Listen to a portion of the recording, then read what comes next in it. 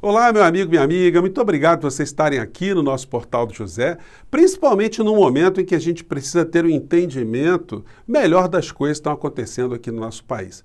Muitas pessoas, nos últimos meses, têm tido um sentimento de apreensão, de angústia, de temor, de pânico em relação ao futuro do nosso país. E não é para menos, né? Quando a gente olha os personagens que estão comandando a vida política e econômica do nosso país, realmente isso pode causar muitas preocupações. Nada como a gente ter informações e aí a gente consegue ter um entendimento melhor da nossa realidade. Muitas pessoas perguntam, você não tem medo? Por que às vezes você passa assim muita tranquilidade? Isso é real?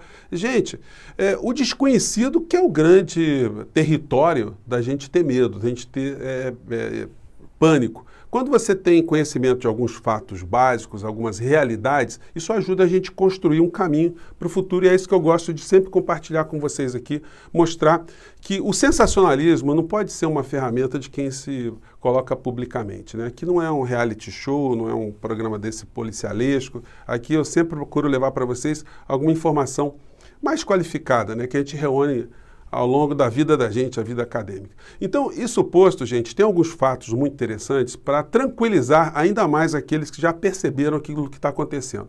Em primeiro lugar, as figuras que comandam o nosso país hoje, pelo menos na aparência, eu digo aparência porque são fantoches, são ventrílocos, são mamulengos, são marionetes, porque não são pessoas com vida própria, com projeto próprio. Então, estão todas elas, de uma forma direta ou indiretamente, a serviço de grupos econômicos nacionais e estrangeiros, grupos que defendem corporações, defendem interesses muito particulares, vigaristas da fé, que montaram empresas que são, na verdade, partidos políticos que têm influência política, e quando você vê isso tudo mancomunado, junto com militares ou parte das Forças Armadas que foi para dentro do governo só para ganhar dinheiro e para fazer negócios, aí realmente a gente fica com os cabelos arrepiados. Mas a máscara dessa gente vai caindo dia a dia. Vamos começar aqui pela CPI, porque temos assuntos aqui que vão se conectando. Hoje tem muito assunto interessante.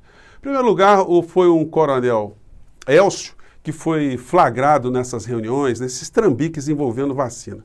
O perfil do coronel quem é? Um cara tem uma instituição chamada Instituto Força Brasil. Contra a vacina, fazendo publicação contra o STF, contra a nossa soberania, contra os interesses nacionais, a nossa tranquilidade, a imunização, enfim, negacionistas de marca maior, fazendo fake news. Quando uma figura dessa é flagrada, e é um coronel que foi formado pela mãe da geração lá do Bolsonaro, então essa geração aí foi meio complicada pela mãe, né? Formou gente muito estranha. Um cara que se diz da inteligência, foi formado da inteligência e que se mete em trambique. Negou a vacina, negou a pandemia, mas na hora que pintou uma boquinha para fazer o negócio, para ganhar muito dinheiro, ele se apresentou mancomunado com outros militares dentro do governo Bolsonaro. Aquelas figuras que se reúnem em bares, vão fazendo essas conversas, metem um pastor no meio dessa história, tem sempre o nome de Deus envolvido nos trambiques, e esse indivíduo, inclusive, está dizendo que se converteu, ele agora quer mudar a vida dele, enfim, são covardes, pessoas que fazem um barulho nas redes, violento, mas quando estão ali diante de uma situação institucional, se acovardam completamente. E o senador Randolph e o senador Omar Aziz, além de todos os senadores, ficaram ali fazendo um desfile de desmoralização do valentão, desses que a gente vê aos montes pela internet, que gostam de ofender as pessoas, mas são covardes, porque inclusive não têm noção do que estão fazendo, não têm noção de como funcionam as instituições e o respeito que eles devem ter, inclusive com as outras pessoas do nosso país, né? Bom, mas aí o senador Randolph, ele deu aqui uma boa explanada sobre o perfil covarde dessa gente. Vamos lá. Qual a sua opinião sobre o Supremo Tribunal Federal? O senhor vai permanecer em silêncio sobre o Supremo Tribunal Federal? A favor do Supremo Tribunal Federal, sem dúvida nenhuma. Perfeito. Uma instituição. Que bom essa evolução sua, coronel. Que bom essa evolução sua. Quem sabe o Instituto Força Brasil possa refazer essas postagens aqui, essas postagens aí, veja só. Eu acho que é importante nós vermos essas postagens várias vezes, senhor presidente, senhor relator. Destituição, coronel Elcio Bruno de Almeida, destituição já, artigo 38, é crime do STF.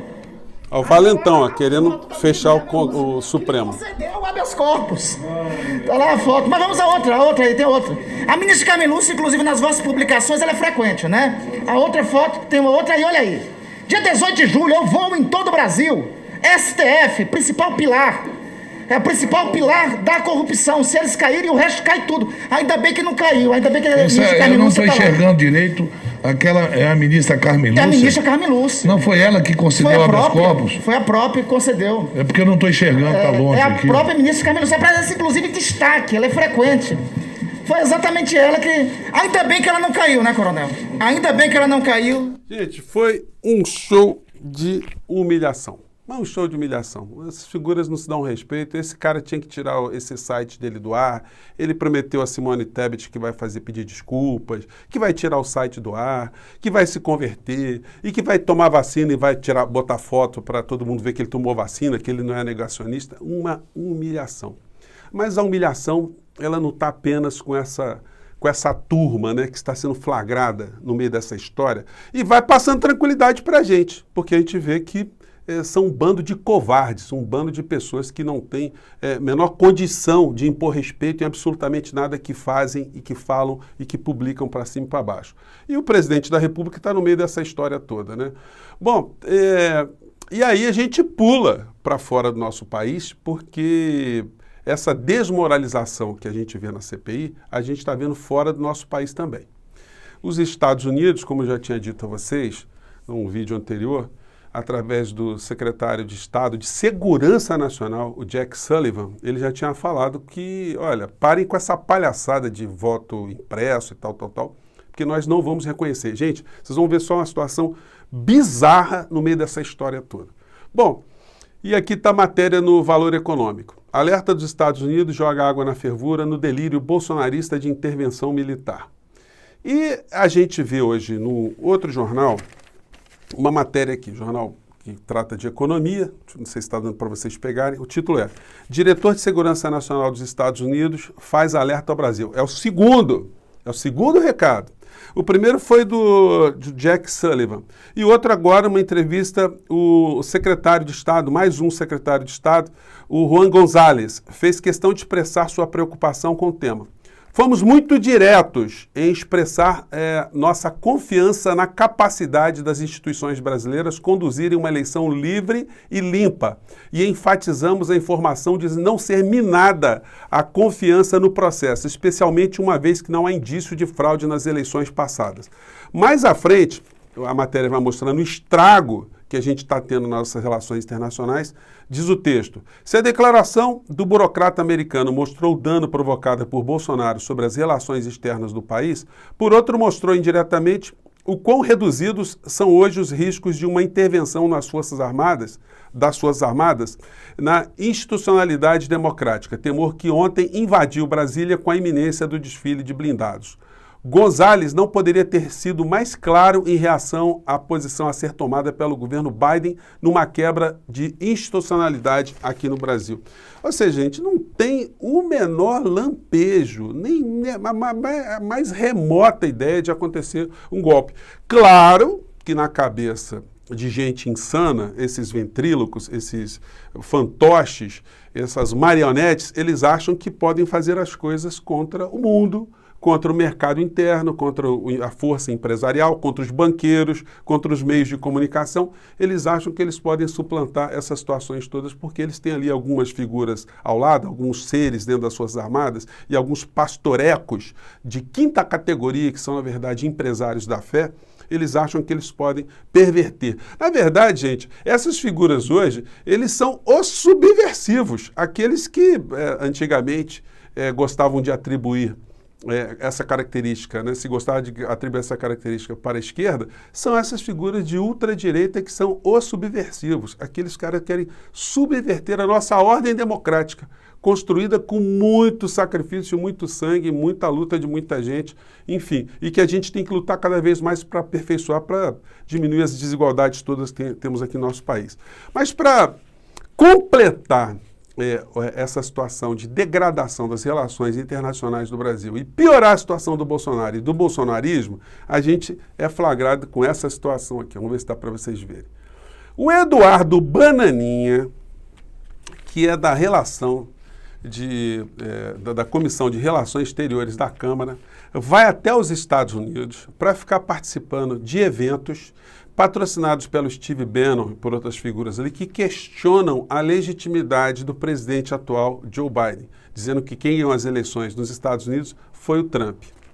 Então, vocês vejam só, o filho do presidente do nosso país indo para os Estados Unidos participar de eventos contra o atual presidente norte-americano.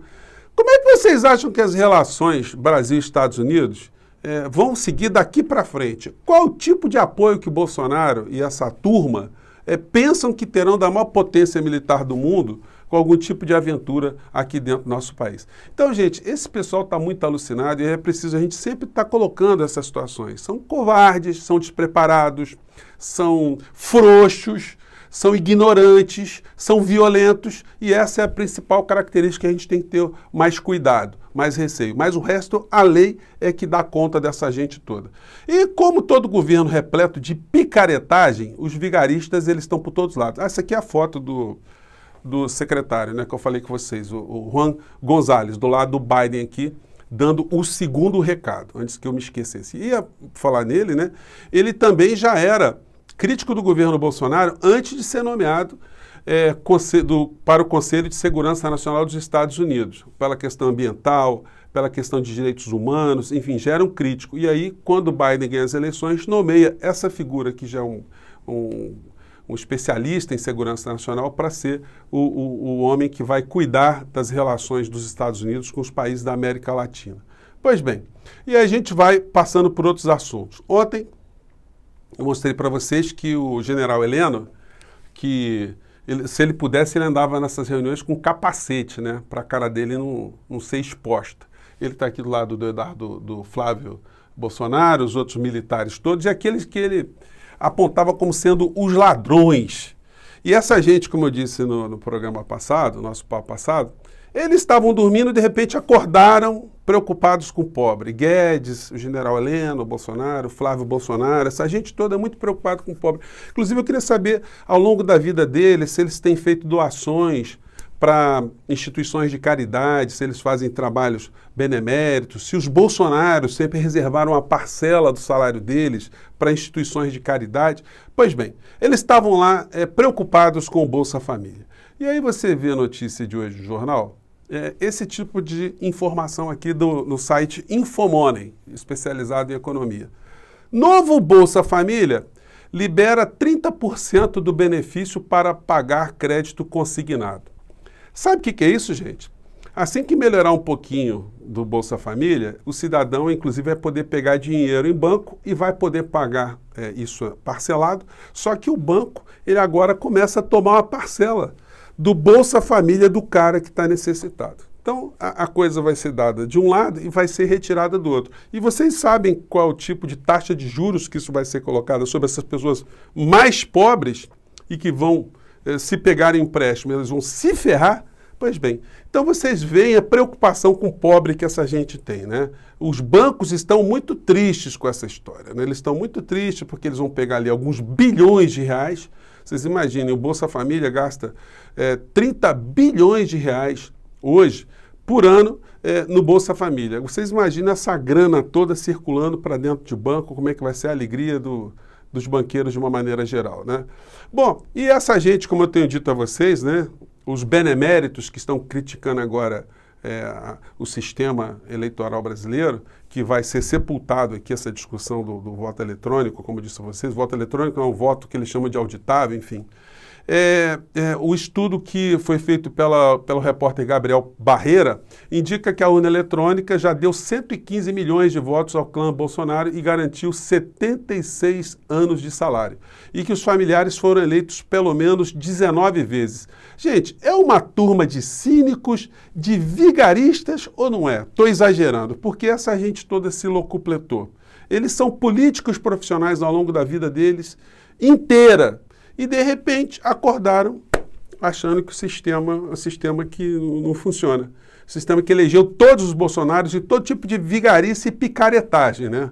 Vamos lembrar que o filho que está lá bajulando o Trump, ele transferiu o domicílio eleitoral dele para São Paulo para não competir com a eleição no mesmo domicílio com o pai. Mas ele não tem nada com São Paulo, ele não conhece São Paulo, não tem vida social em São Paulo. Foi uma maneira de dar uma volta no eleitor e de conseguir mais uma boca para os bolsonaros no meio dessa história toda.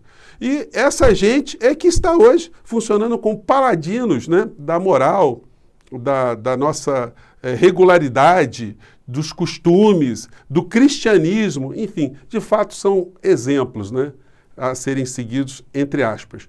Mas o mundo está vendo o que está acontecendo aqui no nosso país. Então, hoje teve desfile de tropa, de tanque lá, foi uma coisa ridícula, patética, uma coisa poluente. Isso está caindo no ridículo no mundo inteiro.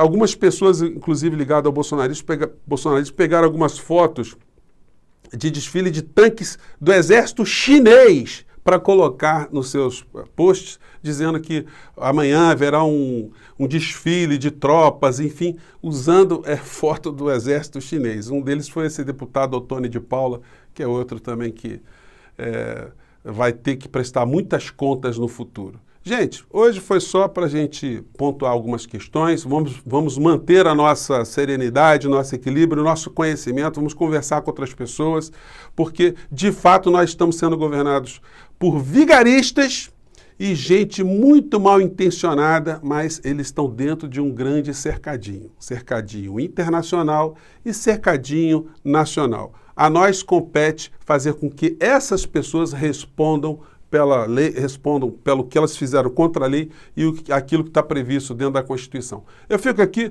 mais uma vez, muito obrigado por vocês estarem aqui no nosso portal e até o nosso próximo encontro. Tchau!